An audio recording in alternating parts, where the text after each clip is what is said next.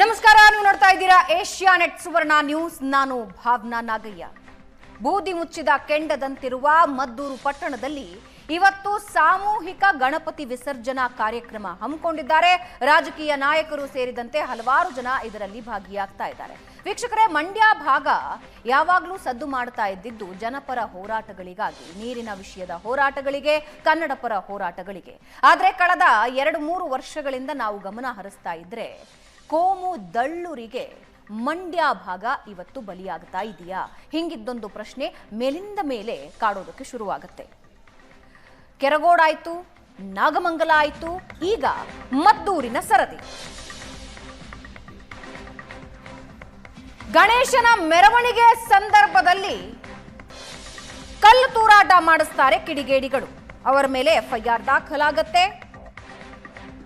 ಕಲ್ಲು ತೂರಾಟದ ವಿರುದ್ಧ ಕಾರ್ಯಕರ್ತರು, ಹಿಂದೂ ಪರ ಕಾರ್ಯಕರ್ತರು ನೆಕ್ಸ್ಟ್ ಡೇ ಬಹುಶಃ ಅಧಿಕಾರಿಗಳು, ಪೊಲೀಸ್ ಅಧಿಕಾರಿಗಳು, ಸರ್ಕಾರ ಕೂಡ ನಿರೀಕ್ಷಿಸದ ಮಟ್ಟದಲ್ಲಿ ಪ್ರೊಟೆಸ್ಟ್ ಮಾಡ್ತಾರೆ. ಪ್ರೊಟೆಸ್ಟ್ ಮಾಡಿ ಲಾಠಿ ಚಾರ್ಜ್ ಆಗತ್ತೆ, ಹೆಚ್ಚಿನ ಭದ್ರತೆ ಕೈಗೊಳ್ತಾರೆ. ಅದಾದ ಮೇಲೆ ಪ್ರತಿಭಟಿಸಿದ್ದಕ್ಕೆ 500 ಹಿಂದೂ ಕಾರ್ಯಕರ್ತರ ಮೇಲೆ ಎಫ್ಐಆರ್ ಕೂಡ ದಾಖಲಾಗುತ್ತೆ. ಇನ್ನು ನಿನ್ನೆವರೆಗೆ 26 ಕಿಡಿಗೇಡಿಗಳ ಮೇಲೆ ಎಫ್ಐಆರ್ ಇತ್ತು. ಅಂದ್ರೆ ಗಣೇಶನ ಮೇಲೆ ಕಲ್ಲು ತೂರಾಟ ನಡೆಸಿದವರ ಮೇಲೆ 26 ಜನರ ಮೇಲೆ ಎಫ್ಐಆರ್ ಆಗಿತ್ತು. 22 ಜನರನ್ನ ಪೊಲೀಸರು ಬಂಧಿಸಿದ್ದಾರೆ. ಈಗ ಅದರ ಸಂಖ್ಯೆ ಏರಿಕೆಯಾಗಿದೆ. ಯಾರ್ಯಾರು ಕೈಗೆ ಸಿಕ್ಕಿಲ್ವೋ ಅವರ ಹುಡುಕಾಟ ಕೂಡ ನಡೆಸ್ತಾ ಇದ್ದಾರೆ. ಇದರ ಜೊತೆಗೆ ಇದು ಕೇವಲ ಪ್ರತಿಭಟನೆಗೆ ಮಾತ್ರ ಸೀಮಿತ ಆಗಲಿಲ್ಲ. ಇದರ ಜೊತೆಗೆ ಕಾಂಗ್ರೆಸ್ ಬಿಜೆಪಿ ನಡುವಿನ ಟಾಕ್ ಫೈಟಿಗೂ ಕೂಡ ಕಾರಣ ಆಯಿತು. ಈ ಕ್ಷಣಕ್ಕೂ ಕೂಡ ಮದ್ದೂರು ಅನ್ನೋದು ಬೂದಿ ಮುಚ್ಚಿದ ಕೆಂಡ.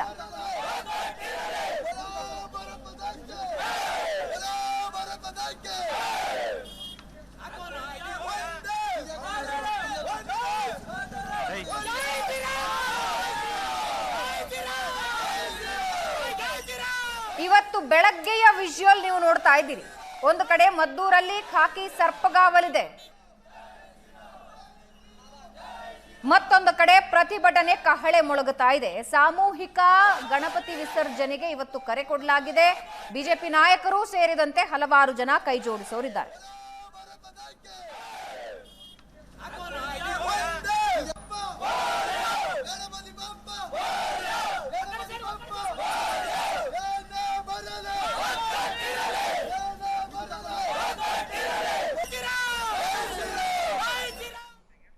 ಇನ್ನು ಇದೆಲ್ಲದರ ನಡುವೆ ಹುಟ್ಕೊಳ್ತಾ ಇರೋ ಪ್ರಶ್ನೆ, ಕೋಮು ಕಿಚ್ಚಿನಲ್ಲಿ ನಡೀತಾ ಇದೆಯಾ ರಾಜಕೀಯ? ಗಣೇಶ ಮೆರವಣಿಗೆಗೂ ಅನುಮತಿ ಬೇಕಾಗಿದೆಯಾ ರಾಜ್ಯದಲ್ಲಿ? ಶಾಂತಿ ಕದಡೋದೇ ಅವರ ಕೆಲಸವಾ? ಹಿಂದೂ ಹಬ್ಬಗಳೇ ಟಾರ್ಗೆಟ್ ಮಾಡಲಾಗ್ತಿದ್ಯಾ? ಮುಸ್ಲಿಮರ ಓಲೈಕೆ ರಾಜಕಾರಣ ಅಂತ ಬಿಜೆಪಿ ನಾಯಕರು ಹೇಳ್ತಾ ಇದ್ದಾರೆ. ಮೆರವಣಿಗೆ ಮಾಡಿ ಬಿಜೆಪಿ ರಾಜಕೀಯ ಮಾಡ್ತಾ ಇದೆ ಅಂತ ಸಿಎಂ ಸಿದ್ದರಾಮಯ್ಯ ಅವರು ಹೇಳ್ತಾ ಇದ್ದಾರೆ.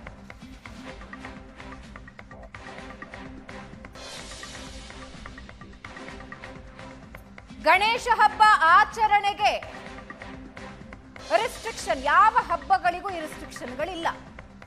ಗಣೇಶ ಹಬ್ಬ ಆಚರಣೆ ಮಾಡಬೇಕು ಅಂದ್ರೆ ರೆಸ್ಟ್ರಿಕ್ಷನ್ಗಳನ್ನ ಫಾಲೋ ಮಾಡಬೇಕು. ಹಲವಾರು ಕಡೆ ಗಣೇಶ ಕೂರ್ಸೋದಕ್ಕೆ ಅನುಮತಿ ಸಿಕ್ಕಿಲ್ಲ. ಇನ್ನು ಕೆಲವು ಕಡೆ ಡಿಜೆ ಹಾಕಂಗಿಲ್ಲ, ಮೈಕ್ ಇಡೋಂಗಿಲ್ಲ, 10 ಗಂಟೆ ಮುಂಚೆಯೇ ವಿಸರ್ಜನೆ ಮಾಡಬೇಕು. ಹೀಗೆ 10 ಹಲವು ರೆಸ್ಟ್ರಿಕ್ಷನ್ಗಳೊಂದಿಗೆ ಈ ಬಾರಿ ರಾಜ್ಯದಲ್ಲಿ ಗಣೇಶನ ಪೂಜೆ, ಮೆರವಣಿಗೆ ಆಚರಣೆಯಾಗಿದೆ. ಆದರೆ ಹಲವಾರು ಭಾಗಗಳಲ್ಲಿ ನಡೆದ ಘಟನೆಗಳು ನಿಮ್ಮ ಕಣ್ಣ ಮುಂದೆ ಇದೆ. ಆದರೆ ಅತಿರೇಕಕ್ಕೆ ಹೋಗಿದ್ದು ಮದ್ದೂರಿನ ಘಟನೆ. ಮದ್ದೂರಿನಲ್ಲಿ ಸದ್ಯದ ಪರಿಸ್ಥಿತಿ ನೀವು ನೋಡ್ತಾ ಇದ್ದೀರಿ. ಒಂದು ಕಡೆ ಪೊಲೀಸ್ ಸರ್ಪಗಾವಲು, ಮತ್ತೊಂದು ಕಡೆ ಪ್ರತಿಭಟನೆ, ಸಂಘರ್ಷ ತಾರಕಕ್ಕೆ ಏರ್ತಾ ಇದೆ.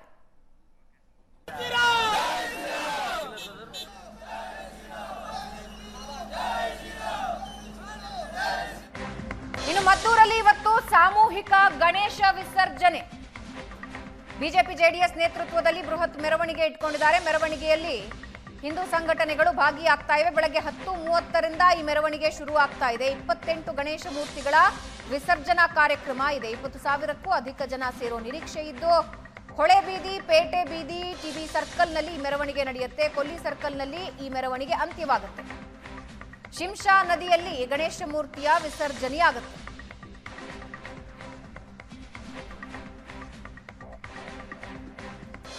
ಬಿಜೆಪಿ ರಾಜ್ಯಾಧ್ಯಕ್ಷ ವಿಜಯೇಂದ್ರ ಮತ್ತು ಆರ್ ಅಶೋಕ್ ಇದರಲ್ಲಿ ಭಾಗಿಯಾಗ್ತಾ ಇದ್ದಾರೆ.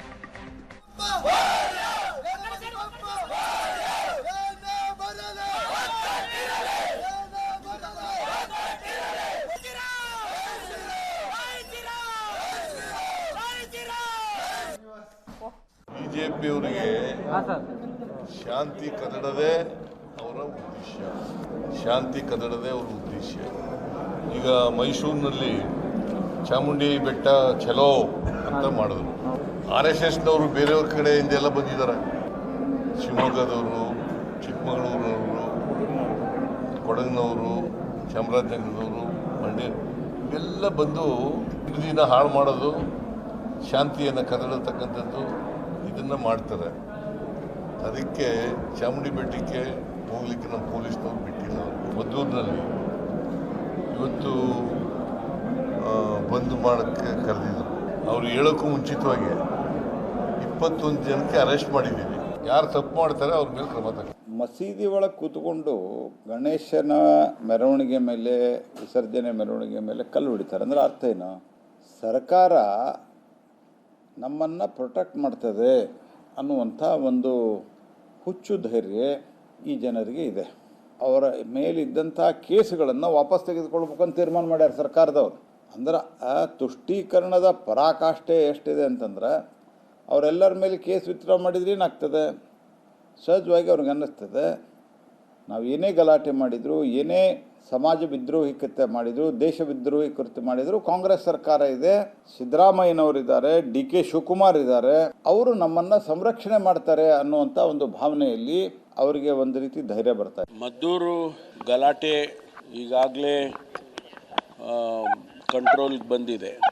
ಈ ಮಧ್ಯೆ ಯಾರು ತಪ್ಪು ಮಾಡಿದ್ದಾರೆ ಅವರನ್ನು ಯಾವುದೇ ಕಾರಣಕ್ಕೂ ನಾವು ರಕ್ಷಣೆ ಮಾಡೋಕ್ಕೆ ಹೋಗೋದಿಲ್ಲ. ಅದು ಯಾರೇ ಇರಲಿ, ಹಿಂದೂಗಳಿರಲಿ, ಮುಸಲ್ಮಾನರಿರಲಿ, ಯಾರೇ ಇರಲಿ, ಅವರಿಗೆ ಕಾನೂನಿನ ಪ್ರಕಾರ ಮುಲಾಜಿಲ್ಲದೆ ಶಿಸ್ತಿನ ಕ್ರಮ ತಗೊಳ್ತೀವಿ. ಅವ್ರು ಯಾವತ್ತೂ ಕೂಡ ಸಹಬಾಳ್ವೆ ಅನ್ನುವಂಥ ತತ್ವ ಅವರೊಳಗಡೆ ಇಲ್ಲ. ಯಾಕೆ ಅಂತ ಹೇಳಿದ್ರೆ, ಇಸ್ಲಾಮು ಸಹಬಾಳ್ವೆಗೆ ಎಕ್ಸಿಸ್ಟೆನ್ಸಿಗೆ ಅವಕಾಶನೇ ಕೊಡಲ್ಲ. ಮಕ್ಕಳ ಮನಸ್ಸಿನಲ್ಲಿ ವಿಷಬೀಜವನ್ನು ತುಂಬಿದವರು ಯಾರು ಅಂದರೆ ಅಲ್ಲ ಒಬ್ಬನೇ ದೇವರು.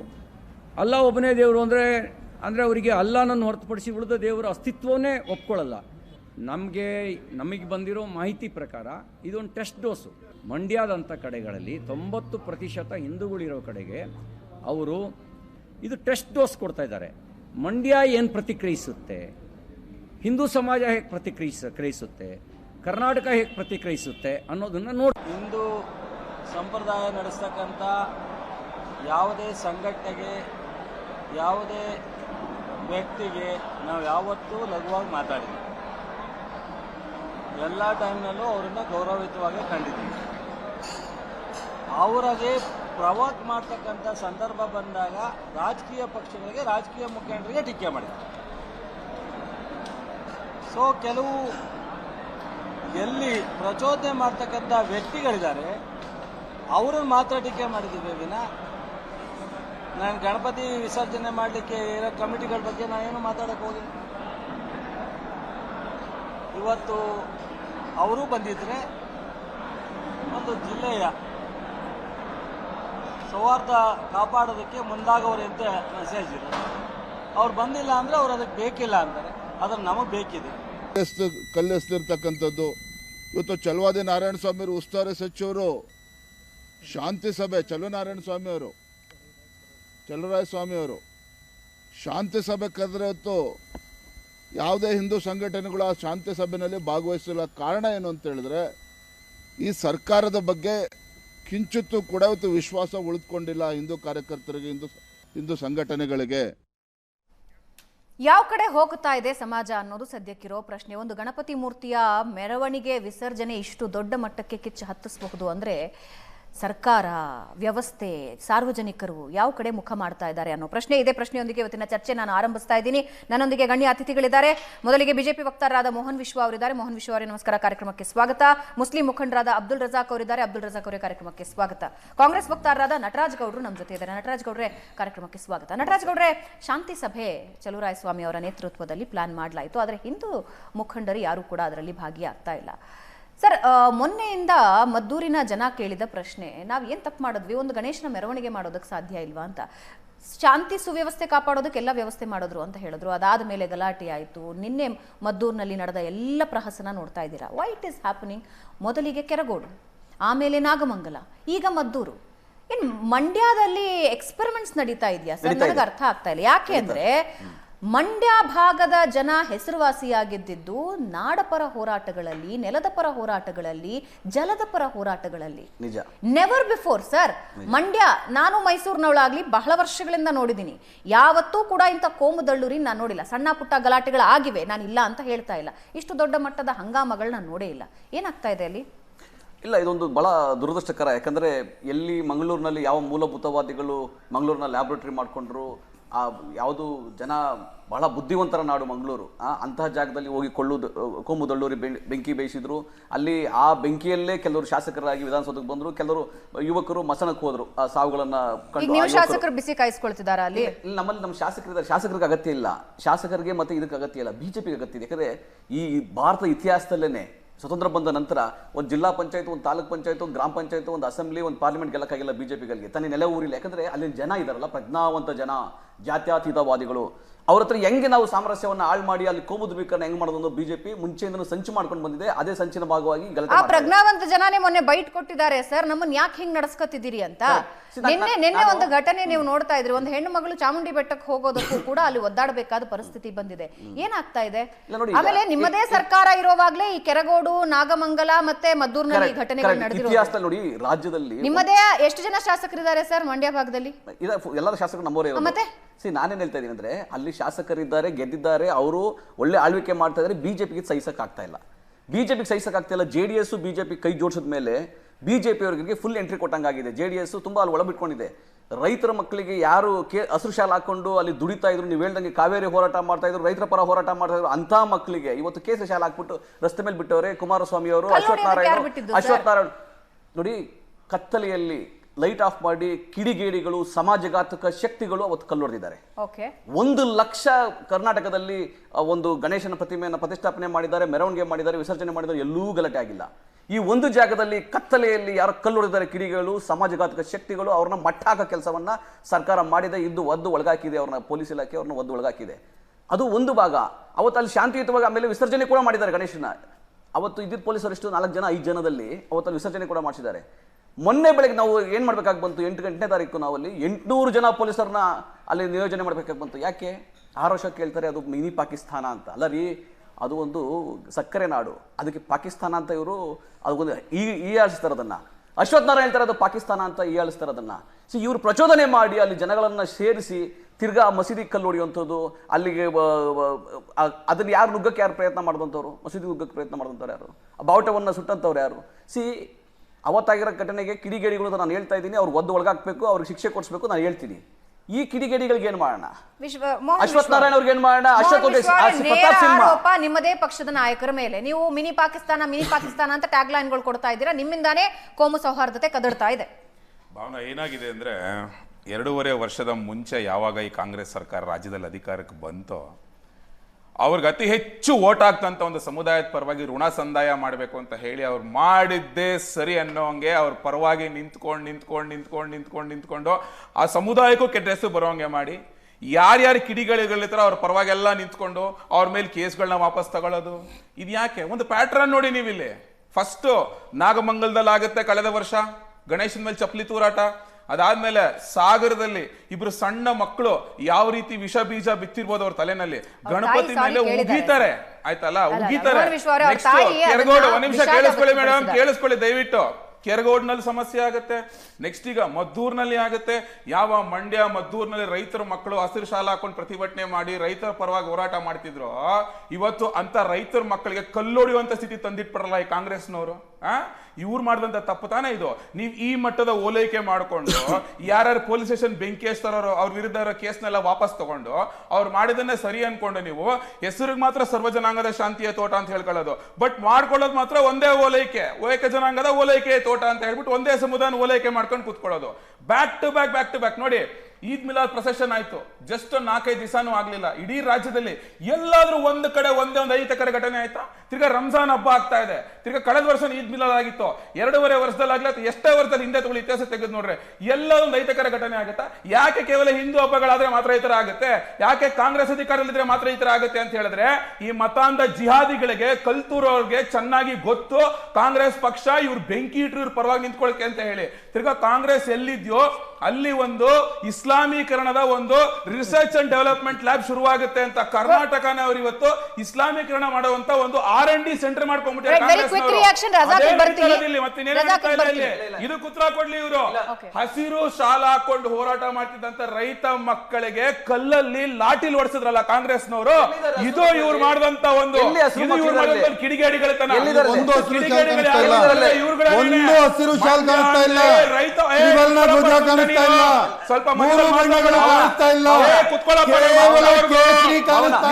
ಕಿಡಿಗೇಡಿಗಳು ಅಧ್ಯಕ್ಷನಿಂದನೇ ಅವ್ರು ಇವತ್ತು ಚೆನ್ನಾಗಿದ್ದೇ ಇರುತ್ತೆ. ಯಾರು ವಕಾಲತ್ ಬೆಂಕಿ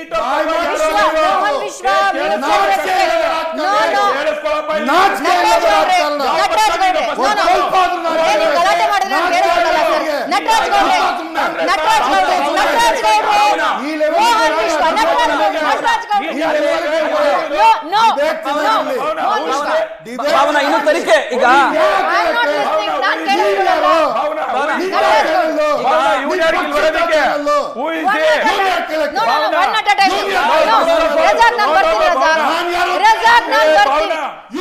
ನಾನ್ ನಿಮ್ಮನ್ನ ಮಾತಾಡ್ತಿಲ್ಲ. One at a time. Nataraj ಗೌಡ್ರು ನೋ ಮೋಹನ್ ವಿಶ್ವ ಪ್ರಶ್ನೆಗೆ Nataraj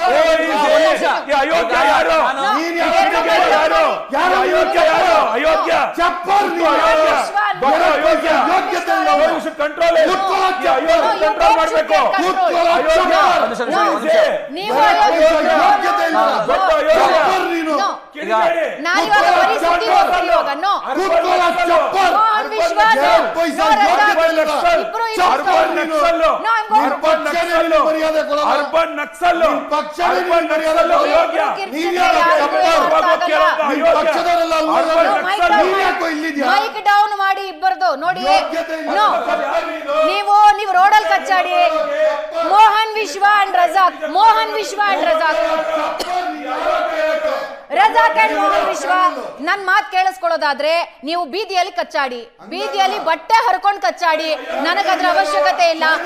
you both should respect each other. Mohan Vishwa ದಯವಿಟ್ಟು no no no no no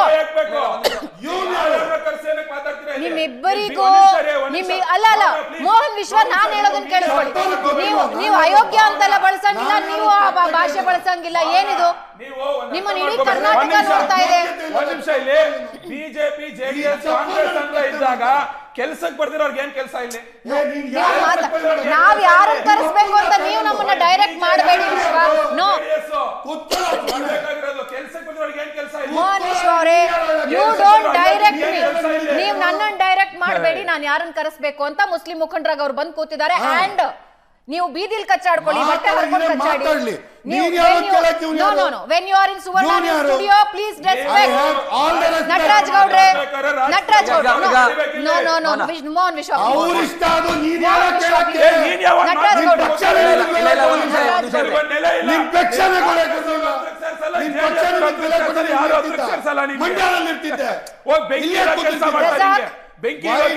no stop both of you stop. ದಯವಿಟ್ಟು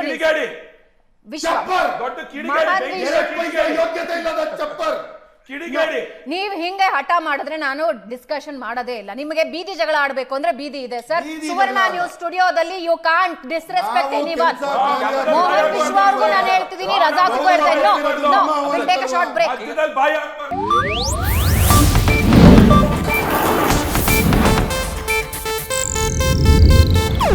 ಇದು ಏಷ್ಯಾನೆಟ್ ನ್ಯೂಸ್ ನೆಟ್ವರ್ಕ್ ಪ್ರಸ್ತುತಿ.